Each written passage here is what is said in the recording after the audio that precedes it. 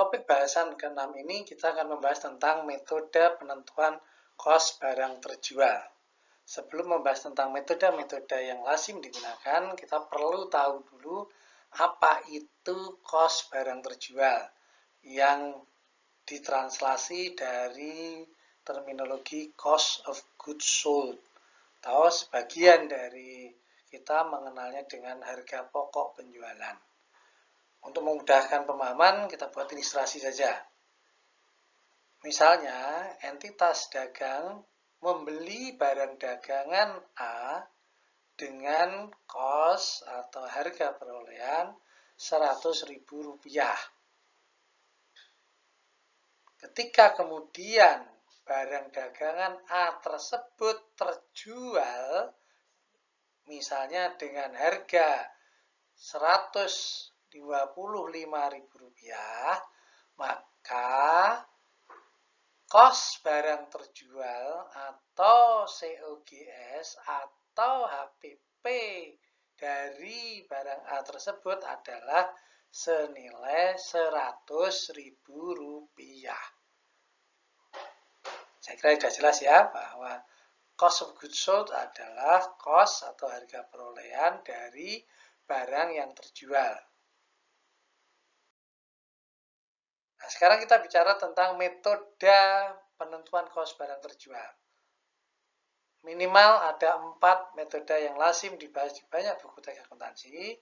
Metode yang pertama yang disebut dengan identifikasi khusus. Metode ini dianggap metode yang paling ideal. Kemudian metode FIFO, first in, first out.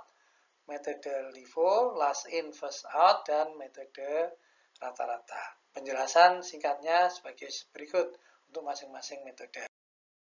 Oke, kita bicara tentang metode specific identification.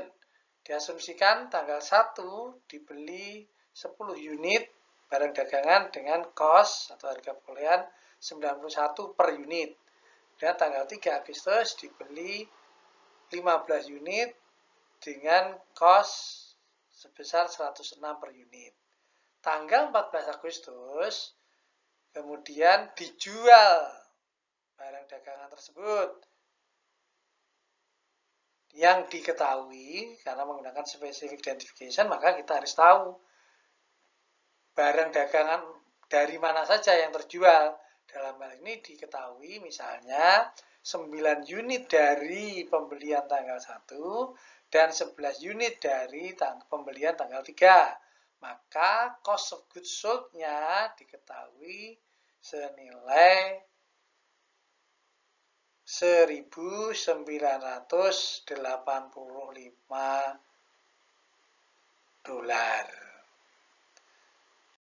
Selanjutnya kalau menggunakan FIFO, maka diasumsikan bahwa barang dagangan yang pertama dibeli itulah yang pertama dijual. Maka misalnya tanggal 14 Agustus dijual 20 sepeda, maka terlepas dia barang dagangan tersebut dari mana dibeli, tetapi dengan metode FIFO diasumsikan bahwa yang terjual pertama adalah 10 unit dari pembelian tanggal 1 Agustus. Sisanya, 10 unit sisanya dibeli dari pembelian tanggal 3 Agustus. Sehingga cost of goods sold-nya atau KBT-nya diketahui senilai $1.970. Sebaliknya kalau kemudian dengan metode LIFO. Dengan metode ini diasumsikan barang dagangan yang terakhir dibeli justru yang pertama dijual.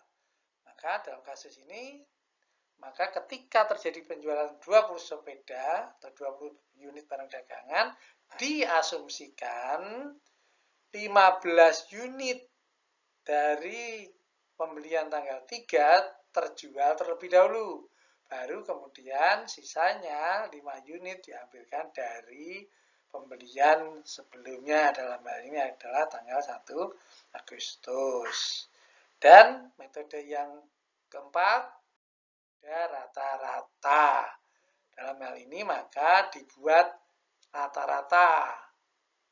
Misalnya di sini berhubung total cost-nya sebesar 2.500, ada 25 unit barang dagangan, maka diasumsikan cost per unitnya adalah 100 rupiah, 100 dolar per unit. Maka penjualan tanggal 14 Agustus KBT-nya adalah 2.000 dolar. Pada dasarnya metode itu masih bisa dikembangkan lebih lanjut.